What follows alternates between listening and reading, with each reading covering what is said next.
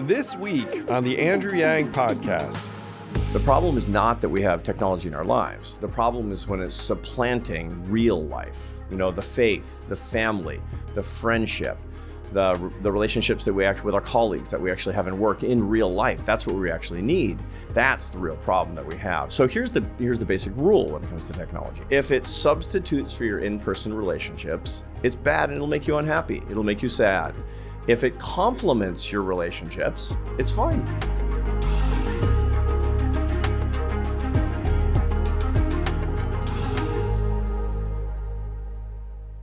It is a thrill to welcome back to the podcast #1 New York Times bestselling author, I want to say, a Harvard professor of practice at both the Kennedy School and the Business School. You might know him from his Atlantic column about the meaning of life and how to live better. Arthur C. Brooks. Welcome back, Arthur. Hey, Andrew. Nice to see you, as always. Well, you're looking well. You look like you're aging in I the secret? You know, I have a portrait of myself in the closet that is very haggard and worn. Right back at you. You also look great. Very trim. You know, I'm living with my grandchildren now. Holy crap. Good for you. Yeah. It's like I didn't think that I would be changing diapers at 61, but here you are. Well, that makes you an above average grandparent because my parents don't change shit. Yeah. It's great. Do they live in the same house, their grandchildren? No. This is the best. One of the great secrets to happiness, but we're getting ahead of ourselves. No, I'm with you. One of the things that got me into public life was you have kids, and then you realize the most important thing is having family members who want to spend time with said kids. It's one reason why I think some absurd percentage of Americans live within 50 miles of where they were born. Right. Is that as soon as you have kids, you're just like, I need freaking relatives around. Yeah. And I thought my family was awesome until I had kids. And I was like, where are they? Well, hello. No one home. No, it's actually amazing. We had the research is super clear on this, really, really clear on this, that if you live, it's great for grandparents to be around their grandchildren, great for the grandchildren to be around the grandparents, great for the parents to have the grandparents proximate. So we had a big family meeting and we said, where are you guys going to raise your kids? Because my kids got married young. My two older sons got married at 22 and 23. Wow. And started having kids at 23 and 24. Raise them Catholic. They do Catholic stuff, you know. So, and so my youngest is 22 now, but she's a Marine Corps officer. But we had this big meeting. You know, where do you want to raise your kids? And they wanted to raise their kids where they were raised, which was Washington, D.C. And so we moved down there and they all moved toward it. And one family lives up the street and the other family lives downstairs in my house. My daughter's at Quantico, which is not that far away. Well, congratulations. Yeah. I mean, that's a dream to be with your family as they have kids themselves. So I think of you as living in Boston because of your Harvard affiliation. Yeah, I did for a long time. Now I commute. Actually, now I'm coming up. I'm living there during the semester. Oh, well, congrats, because I hear you have like the most popular class in the country or something along those lines, because everyone wants to learn how to be happy and live better. Yeah, no, I mean, I Who knew? Who knew? I just thought everybody wanted to learn about supply chain management. You know? Yeah, that was their second choice. I mean, in your case, it's so fun, Arthur, because I see your stuff all over the place, including now on YouTube. And I want to talk about your recent video on boredom that I think went super viral. But you're kind of a guru. That's not the role I aspired to. But you know, I'm a professor. I'm a teacher. And I dedicated my work 7 years ago. I've been a behavioral scientist for decades. I mean, I got my PhD a long time ago. But 7 years ago, I stopped. I was running a think tank, as you know. I was running the American Enterprise Institute. That's when you and I met, actually. Yeah, totally. During those years. And I stepped back from that, and I had a real kind of a crisis of meaning in my life. You know, what do I want to do? What do I want? I was 55 years old. I had lots of years left to work because I'm in great health. And so actually, to figure it out, I walked the Camino de Santiago, which is this hundreds of miles across northern Spain. People have been doing it for 1,000 years when they want to figure out the meaning of their lives. And I did it in silence without devices, with we'll talk my about wife, that. Sure. You know, just praying and meditating.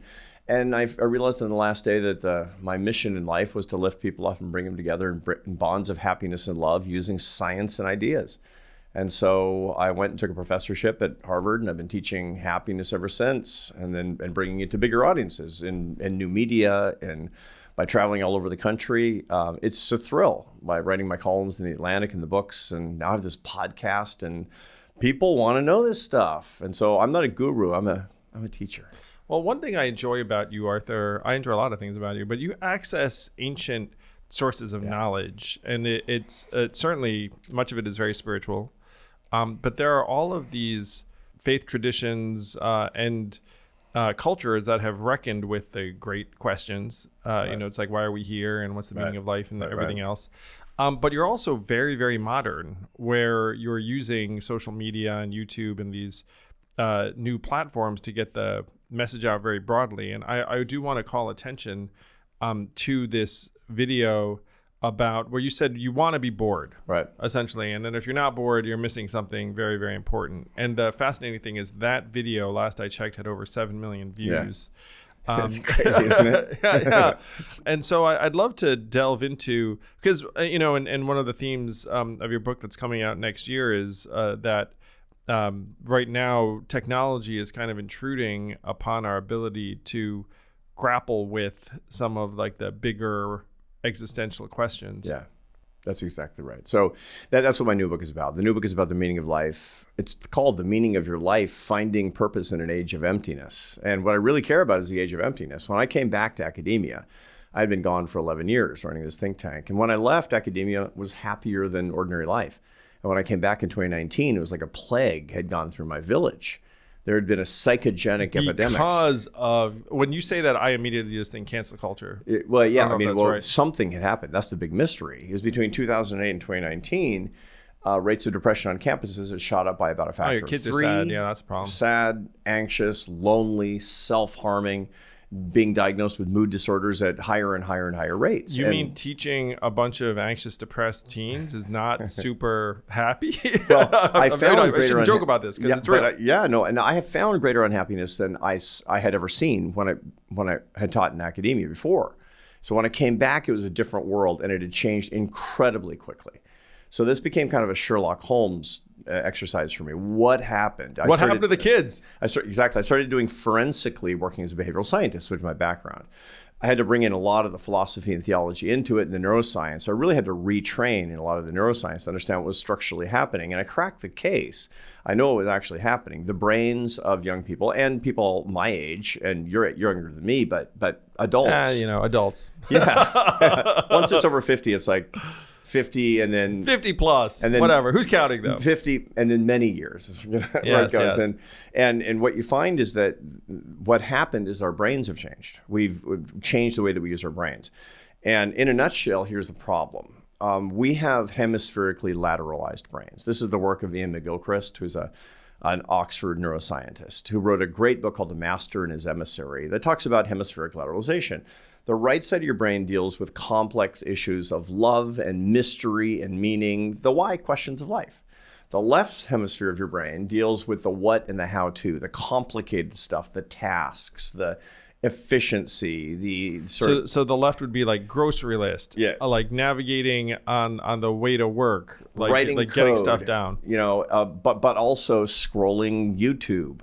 That's what your left brain is engaged in doing. The right side of your brain is dreaming and thinking and loving and asking why, all the big questions. So when you think about questions, if you can get a meaningful answer from a question in a Google search, that's a left brain question.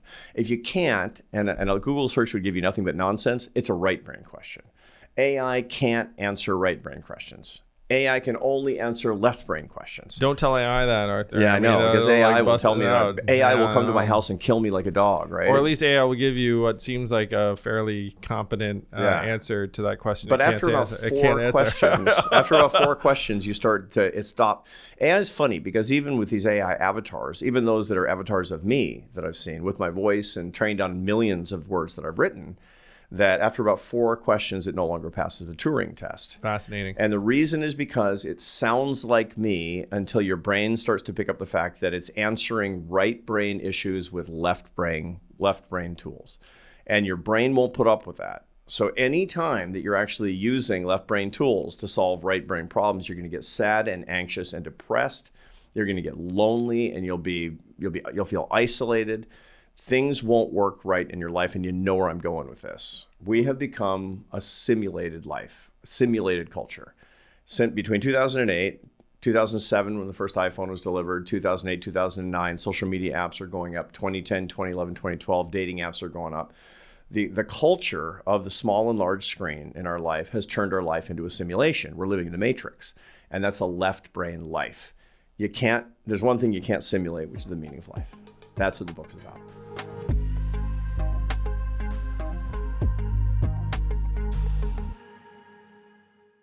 Thank you, listeners. Please make sure to like and subscribe. And if you have any questions, send them to mailbag@andrewyang.com, and we'll do our best to answer them. Thank you. Hello, listeners. You like money? I like money. Let's help everyone save some money. So I started Noble Mobile, the first cell phone plan that pays you to use it less, a data dividend. That's right. It's for real. Go to noblemobile.com/yang and find out how you can get bonus cash just for signing up. Get months for free, the whole shebang. It's awesome. Go to noblemobile.com/yang to find out more.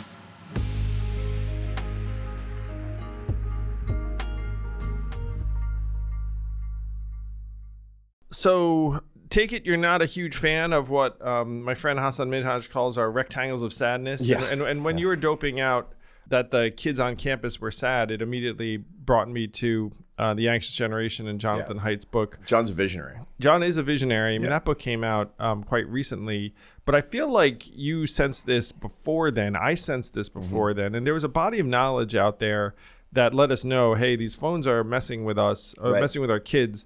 I'm friends with John, and he said something to me that I was like, oh, that's really smart. John was like, look, it's messing with all of us. But if you're going to galvanize public interest around something, you focus on like a zone that's completely inarguable and also has this moral impetus, which is kids, right? Like teenage girls. It's like, hey, you can, in America in particular, be like, oh, you're allowed to fry your brain if you're like over a certain age. Yeah. But it's like kids. It's like, you shouldn't fry their brains. There's probably something wrong there. Right. And so John, in many ways, found a sweet spot, like an opportunity and underbelly. But it's not just the kids. It's not. The point. Here's the difference, though. And by the way, here's how this all relates to John Haidt's stuff. John Haidt's stuff, in a nutshell, is overuse of technology will make you sad and anxious. That's and it's especially social media, and it's especially app-based technologies that will rob your childhood. It will make you more sad, and it will make you more anxious. And it's unassailable. He's completely right.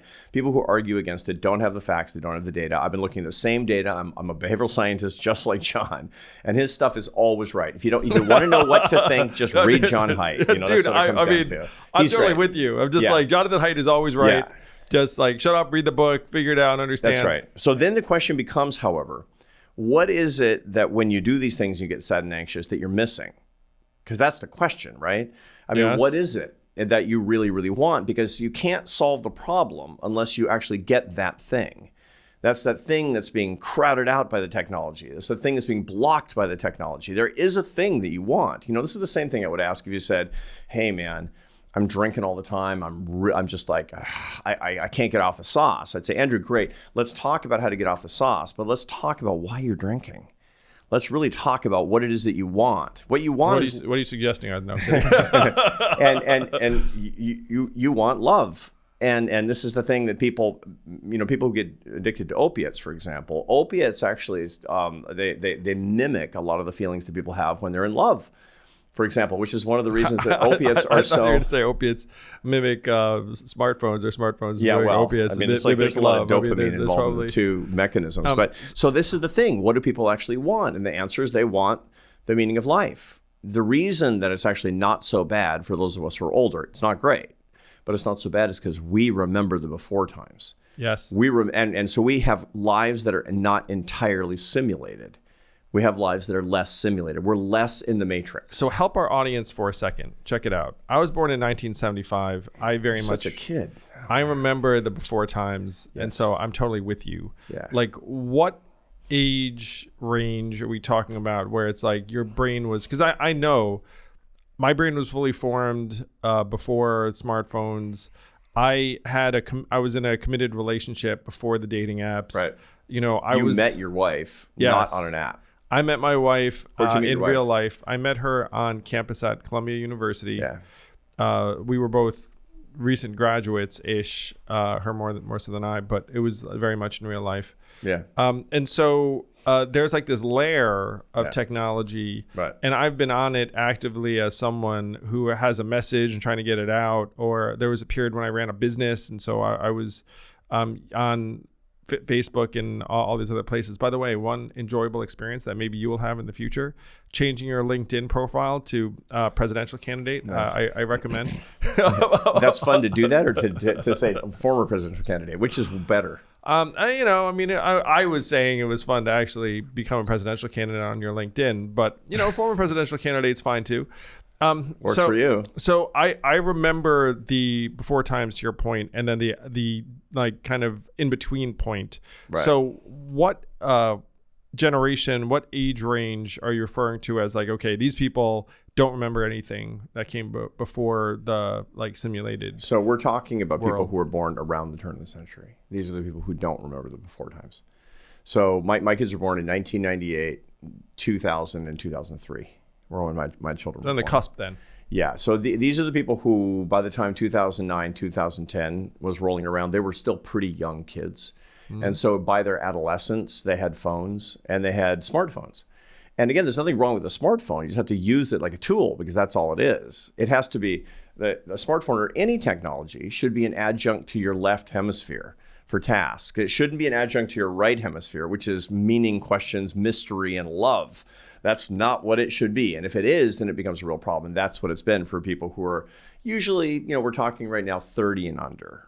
Maybe a little bit older, 35 and under. These are people who don't have a meaningful memory of the before times, how this comes about. And so the result of it is that they've neglected the right hemisphere of their brain and become incompetent in questions of meaning. So John Haidt's stuff, which is unambiguous of all the damage that overuse of technology is doing, especially to young people, the reason it's doing such damage is because they're not examining, delving into these deep meaning questions in life. Why am I alive? For what would I give my life? What am I trying to do? Why do things happen the way they do? Why is my life significant? That's all right brain stuff. And the more time you spend on your screen, the less you're going to actually be in those spaces.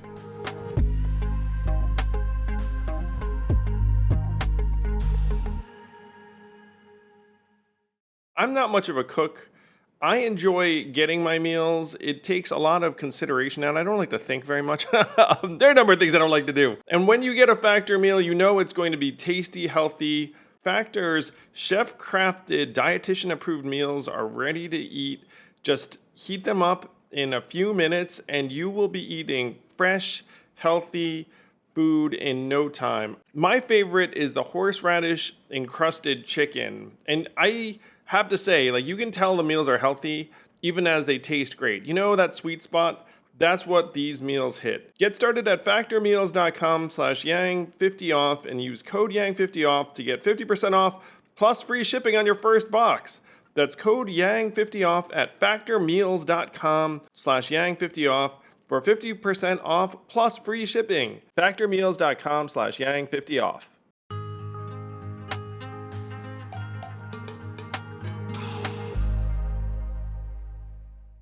So you grew up Catholic. Yeah, I'm still Catholic. Yeah. I didn't mean to suggest, I actually didn't grow up Catholic. I grew up Protestant, but I converted as a teenager in an act of teenage rebellion. All right. So let's imagine that you were like a church.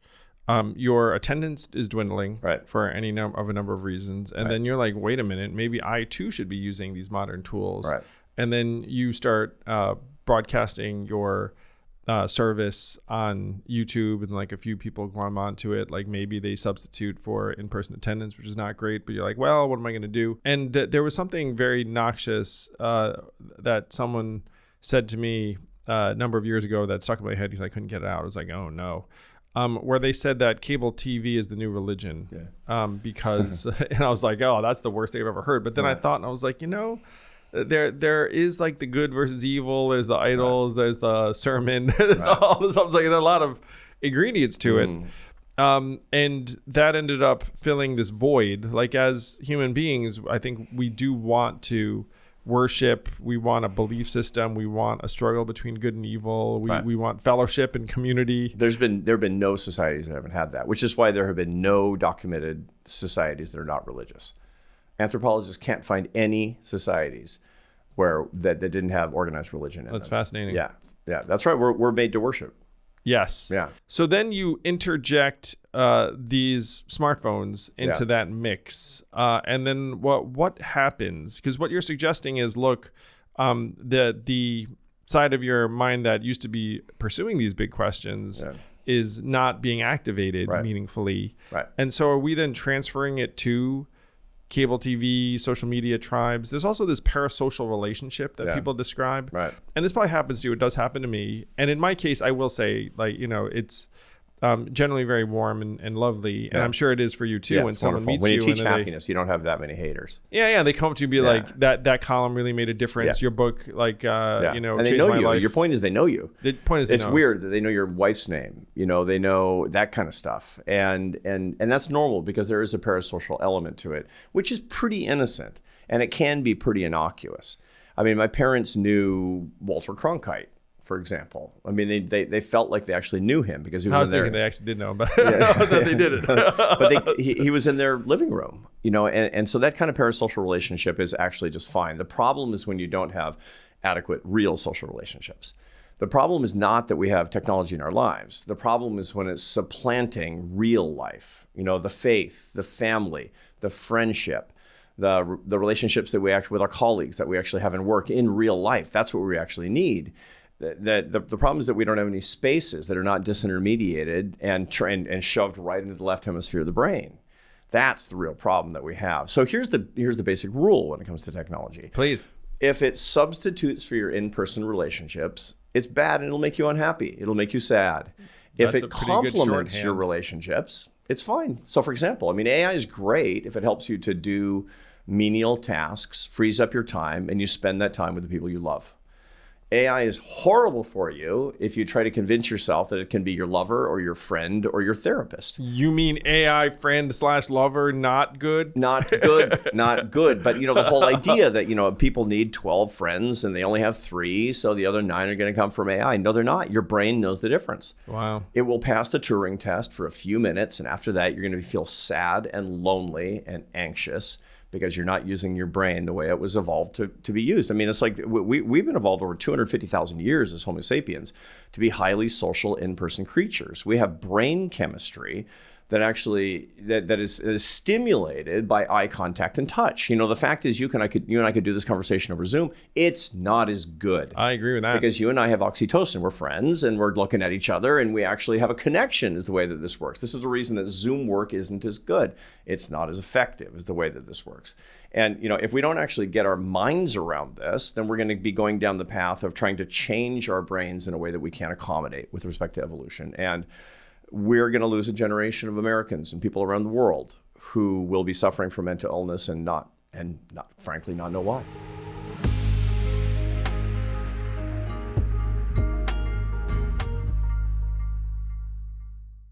This podcast is sponsored by Helix Sleep. I have been a proud, happy Helix Sleep customer for years now because my mattress just keeps on giving. I've always been someone who thought, you know what, you should invest in a proper mattress because you're on your back or your belly or your side for 8 hours a night. So I ordered an Ultra Dawn firm mattress and it has been a game changer. I've had it for, now years, and I'm telling you, total transformation. Go to helixsleep.com/yang for 25% off site-wide.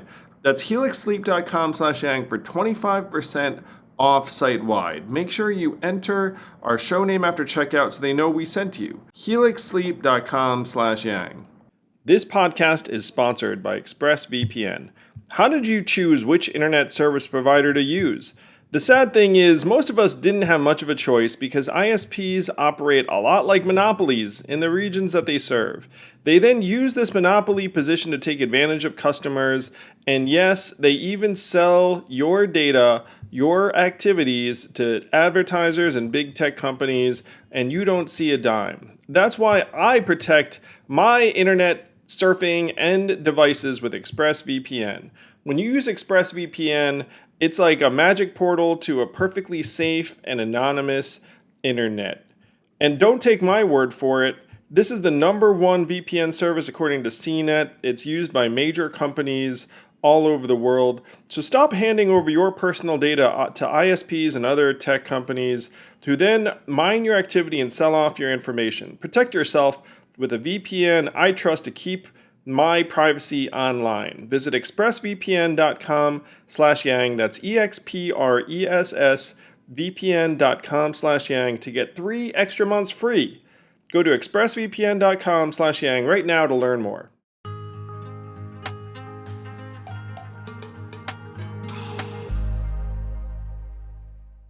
I've seen something of a culture shift or zeitgeist shift, though I do want to be real, and you're real when you talk about your use of these tools. So you're like, look, I'm on my phone, but here are some rules. Don't sleep with it in your room. Right. Take a break from it. Right. Last hour at night, first hour in the morning. These are the 3 things. This is that, in other words, shouldn't be in the room, shouldn't sleep with it. It's a big problem. It's not your alarm clock. Look, you can get an alarm clock. $5 on Amazon. I mean, seriously. And it should be in a different floor of the house if you have multiple floors. If you live in a flat in New York. Ooh, I like that one. I like that. Put it in a closet. I plug mine in a closet in a different floor of the house. It might as well be in a locked, timed safe. There's no chance I'm looking at that. Last hour of the day, first hour of the morning, you need to start well. You need to program. The first hour of the day is the most important hour of the day. You should be up before sun up. You should see the sun rise, and you should not have your phone out before the sun rises. These are the basic set of rules. You should never have it during meals. People actually get oxytocin, a neuropeptide of human bonding, when they eat and have eye contact. And if you even have the phone face down on the table, it'll distract you and cut your oxytocin. So you will bond less. And so these are the rules. Never from an hour before you go to bed until an hour after you get up, there is no phone in your life, and not during meals. And if you just do that, you'll be fine. Now, there's tech-free zones as well. There's public policy. You and I are policy wonks. There shouldn't be a single classroom from kindergarten through PhD in the world where a phone is allowed. And by the way, during the whole day, especially lunch, is the most important time when you shouldn't actually have phones. You should lock them up at the beginning of the day and not give them back till the end of the day.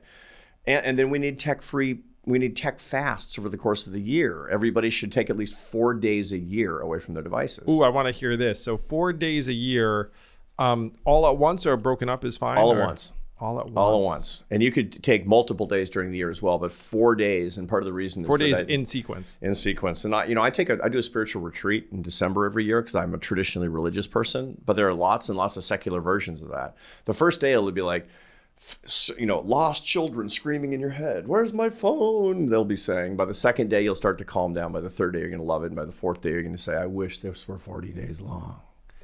You're right. Your life will change. Wow. Yeah. Well, so I will say, for people who know me well, I do sleep with my phone in another room, not in a different floor, because I live in a New York apartment, et cetera, et cetera. I do. You don't have to live this way, Andrew. You don't have to live this way. I do take breaks throughout the day. I do try and get away from it for an hour before I go to bed. So these things are all good. I do try to eat meals without it. The morning thing I do not do. Right. Where when I pop up, I do confess, like checking my phone. It's is easy the first to do, thing particularly because you're looking at you're waiting for something and you want to make sure nothing was on fire. Right. That's my nothing happened during the night. So that's like it's like once a month, a debit on my part. But it is true. I mean, what's really what really needs me at like 7:30 a.m. I mean, I sort of like wake up and see what happened. You wake up at 7:30. 6:30. I don't know.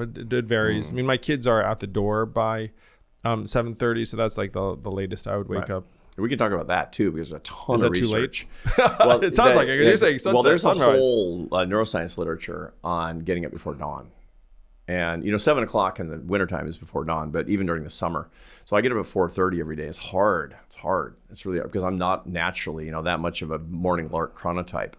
But I get up, I work out first thing, I go to mass every day, which, different strokes for different folks, something that actually centers the soul and is transcendent.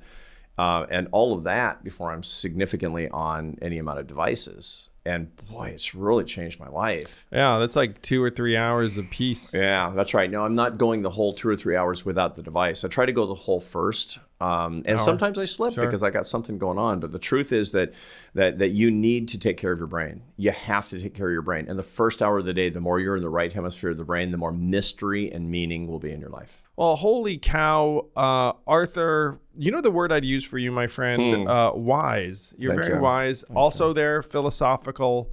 Anytime I get any time with you, I learn a ton. If someone wants to follow up, I mean, you have this book coming out next March, but if anyone wants to follow your column, your writings, it sounds like now you do it all. What's the best way for them to do it? One Stop Shopping is my website, arthurbrooks.com, just like it sounds. That'll give the column, it has an archive of columns, it has a whole bunch of self-tests on your personality types and and pathologies and advantages and all the social science stuff that people really like. It'll give you links to all my podcasts and whatever book is in the pipeline and all the stuff that I'm thinking about. It even has reading lists of the books that I'm working on. I'm reading of other people. Well, fan-freaking-tastic, arthurbrooks.com, and we're going to have you back to talk about your book because I can't wait to find out about the meaning of life. You already know the meaning of life. Is the meaning of life running for president, Andrew? Oh, well, I hope not, because then I said running, not winning. You know what I mean? But that would still mean I'd be running right now for tomorrow. Well, do it again. You'll have my vote. Oh, thank you, man. That means a lot. Thank you for having me. Thank you for making me and a lot of other people not just happier, but wiser.